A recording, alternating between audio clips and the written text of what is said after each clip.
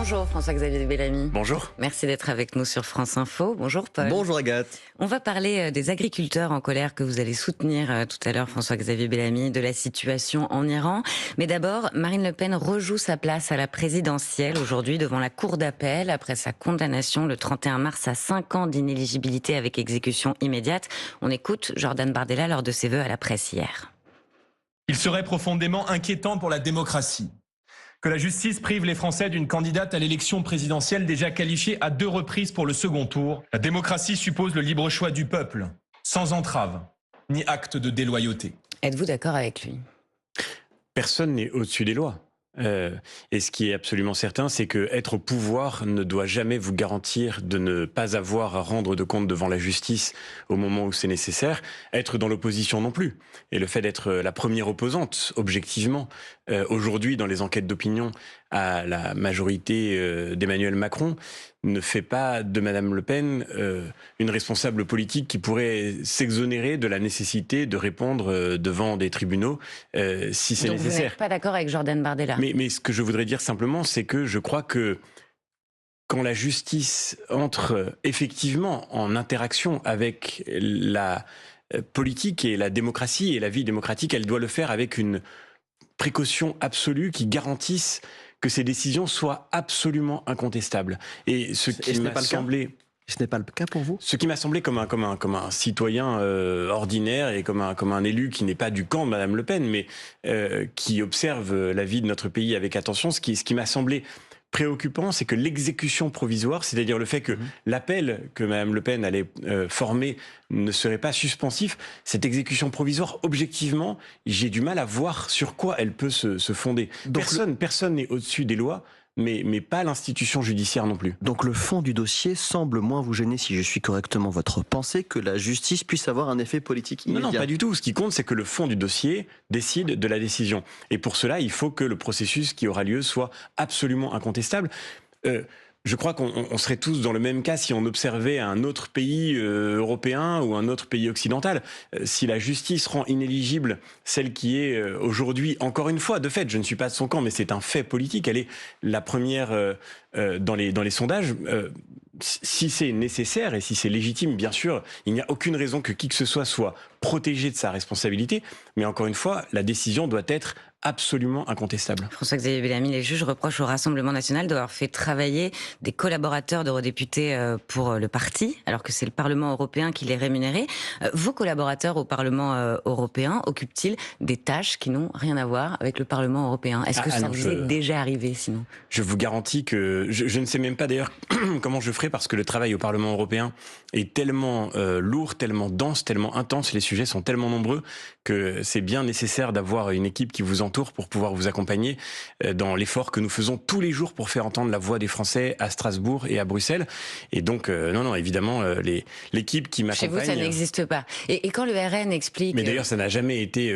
personne n'a jamais eu rien à redire aux équipes parlementaires des Républicains au cours des dernières années, et certainement pas sous ma responsabilité depuis que j'ai été élu en 2019. Quand Marine Le Pen explique que ses collaborateurs faisaient de la politique, qu'ils faisaient tous de la politique, est-ce que vous trouvez ça crédible comme défense ? Est-ce que vous comprenez ? Mais moi, je laisse Marine Le Pen répondre aux juges, je laisse les juges mener leur enquête. Ce que je dis simplement, c'est que dans l'intérêt de la démocratie dans son ensemble, et oui, je le dis dans un esprit qui n'est pas partisan, puisque je ne suis pas du camp de Madame Le Pen, mais nous avons vécu, nous aussi, une accélération de l'histoire judiciaire qui, à ce stade, n'a jamais été vraiment expliquée dans l'affaire François Fillon, en pleine campagne présidentielle. Je pense que dans l'intérêt de la démocratie, il doit être absolument certain que les juges n'agissent que dans le strict respect du droit. Personne n'est au-dessus de la loi, et je le redis, l'institution judiciaire non plus. Et vous semblez sous-entendre que les juges n'interviennent pas dans le strict respect de la loi, c'est ce que vous dites ? Je me borne à dire que dans le cas de François Fillon, la question reste ouverte aujourd'hui de savoir comment une telle accélération a pu se produire. Et je pense que ça n'est pas sain, ça n'est pas bon que des questions comme celle-là continuent de peser sur la vie politique du pays. Là, vous parlez de l'affaire Pénélope, il y a d'autres affaires en cours. Nicolas Sarkozy sera jugé en appel à partir du 16 mars. Sofia Chikirou et Rachida Dati, toutes deux candidates à la mairie de Paris, doivent également être jugées. Tous ces procès, est-ce que c'est pas la preuve que la démocratie fonctionne au fond ? Mais c'est tout à fait normal que des responsables politiques rendent des comptes devant la justice lorsqu'il y a matière à cela. Et je ne le conteste absolument pas. Et oui, c'est la preuve que la démocratie fonctionne, encore une fois, à la condition que chaque institution, que chaque autorité respecte absolument les règles qui lui sont fixées par le peuple. Rappelons que la justice, elle est rendue au nom du peuple français. Et c'est toujours dans cette exigence-là qu'elle devrait se dérouler. François-Xavier Bellamy, environ 350 tracteurs viennent d'entrer dans Paris, selon la préfecture de police. Des agriculteurs opposés notamment au Mercosur, cet accord de libre-échange avec des pays d'Amérique du Sud. Est-ce que vous soutenez ce mouvement, y compris les blocages ? Moi, je soutiens les agriculteurs français qui vivent aujourd'hui une détresse absolue et qui travaillent pour la souveraineté, pour la sécurité alimentaire d'un pays qui le leur rend peu. La vérité, c'est que notre agriculture aujourd'hui traverse une crise existentielle. Cette année, pour la première fois depuis plusieurs décennies, notre balance commerciale agricole est déficitaire. Derrière cette indication technique, il y a une réalité tragique, le fait que nous ne produisons plus l'alimentation dont nous avons besoin pour nourrir les Français. C'est unique dans notre histoire. La France, et François-Xavier Bellamy, on va en parler. La première puissance agricole d'Europe et la deuxième puissance agricole du monde, elle est aujourd'hui à terre et c'est cela qui doit tous nous mobiliser. Et dans ce contexte, vous rejetez l'accord du Mercosur, on va en parler, mais d'abord je vous demandais si vous souteniez aussi les blocages. On va écouter un agriculteur sur le péage de Fresnes-les-Montauban dans le Pas-de-Calais, interrogé hier aux 20h de France 2. Dernière fois, on avait trouvé de l'ail qui venait de Chine, par exemple. On fait le boulot que l'État ne veut pas faire, tout simplement. Les agriculteurs qui contrôlent les camions, est-ce que vous soutenez ces contrôles, ces inspections de camions, ces barrages filtrants et les blocages aussi des agriculteurs? Est-ce que vous soutenez, vous, l'homme de droite, ces actions? Mais qu'est-ce qu'ils disent, les agriculteurs, à travers ces actions? Ils disent en réalité la contradiction absolue et insupportable entre le fait que nous imposons à ceux qui produisent chez nous des règles de plus en plus compliquées et le fait que nous ouvrons ensuite nos marchés à des productions extra-européennes qui ne respectent aucune de nos règles, aucune de nos normes. Et c'est cela qui, évidemment, est au cœur du problème du Mercosur. Mais moi, je voudrais dire une chose qui me paraît absolument fondamentale. Ce qui a mis l'agriculture française dans cette crise aujourd'hui, ça n'est pas le Mercosur. Et je vais m'opposer au Mercosur et on continuera de tout faire pour empêcher que cet accord ne s'applique.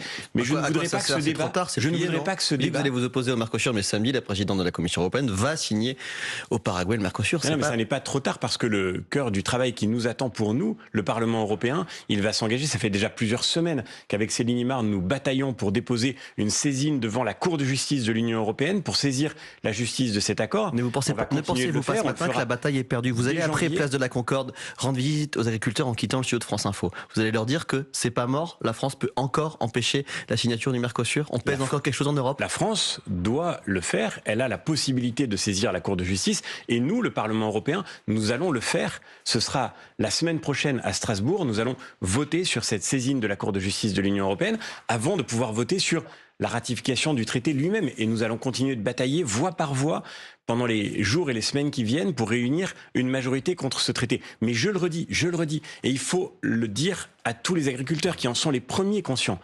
Le Mercosur n'est pas la cause de l'effondrement de notre agriculture.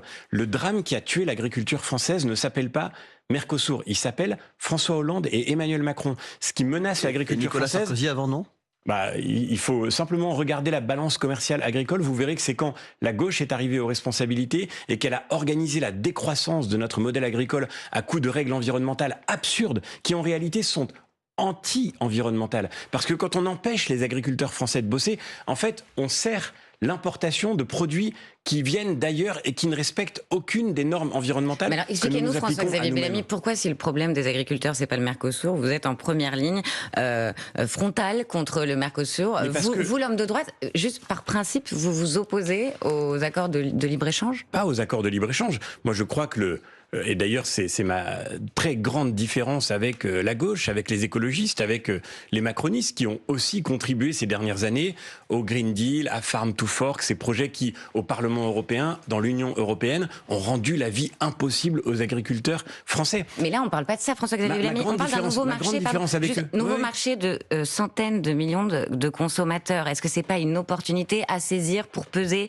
face aux Américains, face aux Chinois, pour les viticulteurs, pour les producteurs producteurs de lait, pour notre industrie. Est-ce que vous reconnaissez qu'il y a du bon dans cet accord? Mais moi je crois, et je le redis, c'est ma grande différence avec la gauche, que le but pour l'agriculture française, le but pour l'économie française, c'est de pouvoir recommencer à produire, de pouvoir recommencer à exporter, de rayonner dans le monde. Moi je ne crois pas qu'il faille rendre la vie impossible à ceux qui travaillent chez nous et ensuite leur dire on va vous protéger et s'enfermer entre quatre murs pour mourir à petit feu. Mais vous ne répondez pas à la question sur le Mercosur. Est-ce que vous reconnaissez qu'il y a des mesures nécessaires ou importantes aussi pour l'agriculture européenne? Le vrai problème du Mercosur, c'est pas l'idée qu'on va commercer avec d'autres régions du monde. Le vrai problème du Mercosur, c'est que cet accord fait de l'agriculture une variable d'ajustement, et en particulier de l'élevage, qui est déjà un secteur infiniment fragilisé. Et on ne peut pas se dire que dans une sorte de grand jeu économique où il y aura des gagnants et des perdants, on va accepter de sacrifier l'élevage français pour que d'autres puissent gagner des profits supplémentaires. Vous savez qu'il y a des quotas très stricts, François-Xavier Bellamy. Vous dites que ça va être une submersion...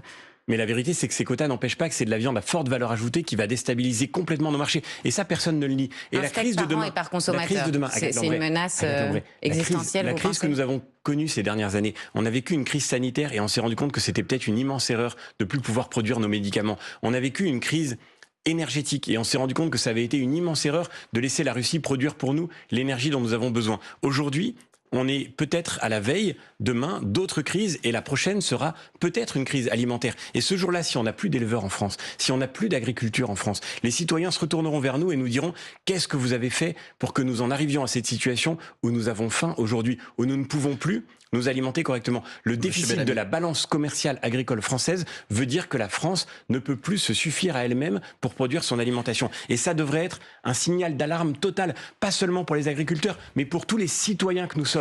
Parce que c'est notre souveraineté et notre sécurité qui est en jeu dans le travail de nos agriculteurs. Sur votre siège, il y avait la ministre de l'Agriculture, Annie Genevert, qui disait c'est pas la fin de l'histoire, elle est donc sur la même ligne que vous sur le Mercosur. En revanche, également à votre place, juste avant les vacances de Noël, il y avait la députée européenne Manon Aubry qui dénonce, je la cite, l'opération d'intox généralisée sur le traité du Mercosur et qui a, écoutez là, un message pour vous.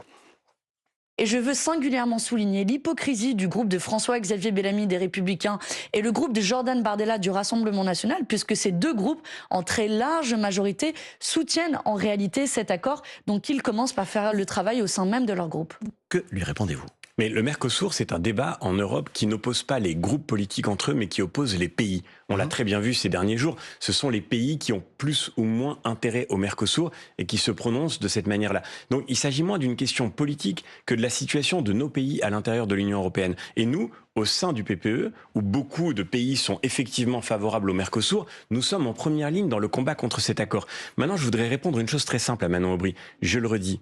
Ce qui menace l'agriculture française aujourd'hui, c'est pas ce qui se passe en Argentine, au Paraguay et au Brésil. C'est ce qui s'est passé pendant des années à Paris et à Bruxelles. C'est ce qu'elle a porté avec ses amis de l'extrême gauche, de la gauche, des écologistes, qui ont organisé la décroissance de notre modèle agricole. Si les agriculteurs sont dans une telle détresse aujourd'hui, si vous avez malheureusement de manière si régulière des agriculteurs qui en France mettent fin à leur jour, si vous avez tant d'exploitations agricoles qui disparaissent, et si nous devenons dépendants pour la production de notre propre alimentation, c'est parce que pendant des années, la gauche a pourri la vie des agriculteurs avec des règles absurdes. En attendant, vous n'avez pas réussi, la France n'a pas réussi à s'opposer à cet accord pour l'instant. Mais bien sûr, mais pour une raison très simple aussi, et il faut le dire aux Français, c'est que quand vous avez 5% de déficit budgétaire, quand votre pays a renoncé au travail, quand vos dirigeants ont renoncé à vous dire la vérité, quand la dernière réforme qu'on a faite, c'est de ramener la retraite à 62 ans, quand toute l'Europe a décidé au contraire qu'il fallait travailler plus pour pouvoir produire plus, quand la vérité c'est qu'aujourd'hui, la France est devenue la lanterne rouge de l'Europe et que notre pays est devenu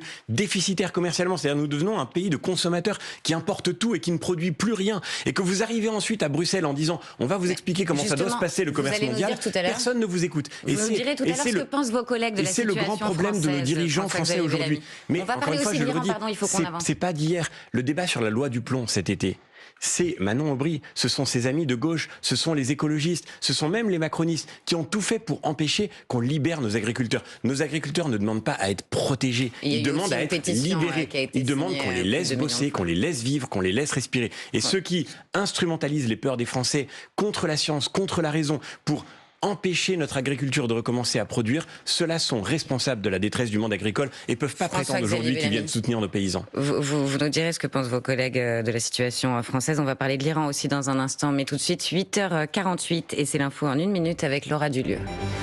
Marine Le Pen à nouveau devant la justice cet après-midi pour son procès en appel dans l'affaire des emplois fictifs d'assistants parlementaires du FN.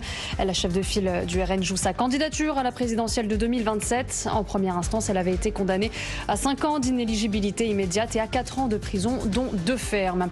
350 tracteurs entrés dans Paris ce matin. Ils doivent rester au niveau du Quai d'Orsay toute la journée. Un cortège mené par la FNSEA et les jeunes agriculteurs pour protester contre l'accord de libre-échange entre l'Union européenne et les pays du Mercosur. En Iran, la répression des manifestations contre le régime a fait au moins 648 morts d'après le bilan de l'ONG Iran Human Rights qui évoque également environ 10 000 arrestations alors que les autorités iraniennes continuent de couper le pays d'Internet. Hier, la télévision d'État a diffusé des images de manifestations, cette fois-ci en faveur du régime. Charlie Hebdo visé par une plainte déposée par un avocat suisse après la publication d'une caricature sur les victimes de l'incendie de Crans-Montana dans lequel 40 personnes ont été tuées. France Info. Le 8-30 France Info. Agathe Lambray, Paul Larouturou. Avec François-Xavier Bellamy, député européen numéro 2 du parti Les Républicains, on parle de la mobilisation en Iran, Paul. 648 manifestants tués et 10 000 arrestations en Iran, selon le dernier bilan de l'ONG Iran Human Rights ce matin. Monsieur l'eurodéputé, est-ce que la France doit s'impliquer et que peut faire l'Union européenne ? D'abord, il faut dire notre soutien absolu au peuple iranien qui lutte pour sa liberté, qui lutte depuis longtemps pour sa liberté et qui a aujourd'hui l'occasion, espérons que cette occasion arrive au bout grâce au sacrifice immense de ceux qui s'engagent dans ces mobilisations, l'occasion de se défaire de ce régime qui n'est pas seulement un cancer pour son propre peuple, mais qui est aussi une menace pour la sécurité du monde. Rappelons que derrière l'Iran, il y a, et c'est la raison pour laquelle, oui, la France doit s'impliquer. Comment ? Il y a un régime qui menace notre pays, qui menace l'Europe, qui menace le monde occidental. Donc vous souhaitez dans la son chute ensemble. du régime des Mollahs ? Évidemment, je souhaite la chute de ce régime depuis très longtemps. Et je crois qu'aujourd'hui, notre devoir, le devoir de l'Europe tout entière, c'est d'ouvrir les yeux sur la gravité de la menace que ce régime fait peser sur nos pays et sur notre modèle de liberté et de démocratie. Mais quand Donald Trump menace ce matin de taxer à 25% tout pays qui commercerait 250% tout pays qui commercerait avec l'Iran, on voit la réaction de la Chine. Et nous, où est-ce qu'on est ? Nous, la France, nous, l'Europe. Qu'est-ce qu'on peut faire ? Qu'est-ce qu'on doit faire ? Mais d'abord, encore une fois, ouvrir les yeux. Quand, avec la mort de Mahsa Amini, les Iraniennes se sont levées avec un courage immense en criant « femme, vie, liberté » pour se défaire de ce voile que le régime leur impose, la réponse de l'Union européenne, c'est qu'au même moment, la Commission finançait des publicités pour dire « la liberté est dans le hijab ». J'ai dénoncé ces publicités. J'ai interdit à la Commission européenne de financer ces messages. Mais ça aura été un combat de longue haleine. Pardon, vous connectez ça à l'Iran ? Pourquoi ? Mais bien sûr, parce qu'en réalité, c'est l'Iran qui aujourd'hui exporte et cherche à exporter ce modèle d'islam politique qui gangrène nos pays. Le Hezbollah, qu'est-ce qu'on peut faire concrètement pour aider ces l'Iran, milices qui aujourd'hui ont déstabilisé tant d'autres pays. Je pense au Liban, ça se joue pas au niveau des campagnes de publicité. Peut-être qu'il y a des sanctions à prendre contre les dirigeants pour ceux qui répriment, le gel des avoirs, des interdictions. Concrètement, qu'est-ce que vous attendez ? Comme vous le savez, la difficulté que nous rencontrons, c'est que l'Iran est déjà un pays, un régime qui est sous sanctions multiples de la part de l'Union européenne. Il n'y a pas de pays au monde qui soit plus sanctionné que le régime iranien aujourd'hui. Donc la vérité, c'est que nous touchons du doigt aussi les limites de notre capacité d'action sur le plan des sanctions. Mais notre devoir, je le redis, c'est d'ouvrir les yeux. Et aujourd'hui, certains ne l'ont pas fait. Quand je pense que, vous parliez de sanctions, la présidente du Parlement européen, qui est de notre famille politique, a décidé d'interdire l'accès du Parlement aux diplomates iraniens. Eh bien, qui s'est ému de cette interdiction ? Rima Hassan. Rima Hassan qui s'est révoltée du fait qu'on interdise aux diplomates iraniens de rentrer dans le Parlement, alors qu'on ne l'avait pas fait, se plaint-elle, des diplomates israéliens. Mais regardez la gravité de ce déni de réalité que l'extrême gauche cherche à nous imposer aujourd'hui, parce qu'elle se fait en réalité la première alliée de cette idéologie islamiste qui cherche, je le redis, à s'imposer, pas seulement à Téhéran, mais qui cherche à s'imposer demain sur le continent européen. Si on va au bout de votre logique, est-ce que ça signifie que vous souhaitez qu'une intervention américaine, que Donald Trump intervienne en Iran et qu'il fasse le travail que vous souhaitez, c'est-à-dire provoquer la chute du régime ? C'est toujours très compliqué parce que les opérations de changement de régime qui se provoquent de l'extérieur n'ont pas toujours porté des fruits qui sont très bénéfiques à long terme pour les peuples concernés. Il suffit de regarder autour de nous et dans l'histoire la plus récente. Mais effectivement, nous avons le devoir de faire tout ce que nous pouvons pour soutenir le régime iranien, pour soutenir les Iraniens qui veulent faire tomber ce régime. Tout ce que nous pouvons. vous m'offrez une transition toute trouvée vers le Venezuela, mais avant je veux faire un micro-rectificatif. Il me semblait avoir mal lu dès bon matin la dépêche AFP, c'est bien 25% de droit de douane de Donald Trump, et non pas de, il n'y a aucun problème, et non pas 250%, soyons précis. Bruno Retailleau, le président de votre parti, a justifié l'enlèvement de Nicolás Maduro au Venezuela par les Américains au nom de la légitime défense. Est-ce que vous, numéro 2 du parti, vous partagez son point de vue ? Mais là encore, il faut ouvrir les yeux sur la réalité de ce qui se joue. Et d'ailleurs, les deux sujets sont liés. Parce que qui était le premier allié de l'Iran en Amérique latine? Le premier allié de l'Iran sur le continent américain, c'est le Venezuela. Nicolás Maduro était le premier supporter du Hezbollah qui organise le trafic de drogue au bénéfice du régime iranien jusqu'en Amérique latine. Mais on parle quand même d'un chef d'État étranger sur la réalité de cette menace globale. Ça vous dérange pas, cette forme de loi du plus fort, d'enlever un chef d'État étranger ? Mais est-ce que ça ne vous dérange pas que ce chef d'État assume de soutenir l'organisation de réseaux criminels qui menacent la sécurité, qui menacent la démocratie, l'état de droit, jusque dans nos propres pays? Parce que c'est de ça qu'il s'agit. Oui, mais pour l'Iran, vous dites on n'est pas sûr. En attendant, Donald Trump affiche ses vues sur d'autres régions du globe. Il réitère notamment ses menaces sur le Groenland le 9 janvier à la Maison-Blanche. On écoute. On ne peut pas avoir la Russie ou la Chine qui occupent le Groenland. C'est ce qu'ils vont faire si on ne le fait pas. Donc, on va faire quelque chose avec le Groenland, soit avec la manière douce, soit avec la manière forte. Est-ce qu'au Parlement européen, vous prenez ces menaces au sérieux? Vous attendez à une attaque des Américains sur le Groenland? En tous les cas, ce que nous prenons très au sérieux, c'est la nécessité de sortir l'Europe de sa dépendance à l'égard des États-Unis. Parce que ce que montre cette situation, c'est que l'Europe est aujourd'hui infiniment vulnérable. Et est-ce qu'elle est trop faible face aux États-Unis? Est-ce que les Européens ont peur de Donald Trump? Mais bien sûr, et pour une raison très simple, c'est que depuis des décennies, les Européens, dans leur immense majorité, ont choisi de faire reposer leur propre sécurité seulement sur leur alliance avec les Américains, qui est en fait le signe d'une forme de vassalité. Au sein de l'OTAN, les Européens ne sont pas tant les alliés des Américains que leurs vassaux. Nous sommes protégés par les États-Unis. Et c'est la raison pour laquelle aujourd'hui les Européens sont tétanisés. Pendant des années, ils n'ont pas investi assez dans leur propre défense et ils se retrouvent aujourd'hui infiniment vulnérables face à un allié qui se retourne contre eux. Et donc notre devoir, c'est de sortir de cette dépendance. Et c'est la raison pour laquelle on a porté au cours des derniers mois, j'ai été le rapporteur sur le projet européen pour l'industrie de défense qui, pour la première fois dans l'histoire de l'Europe, va fixer un objectif de priorité européenne dans les achats d'armement.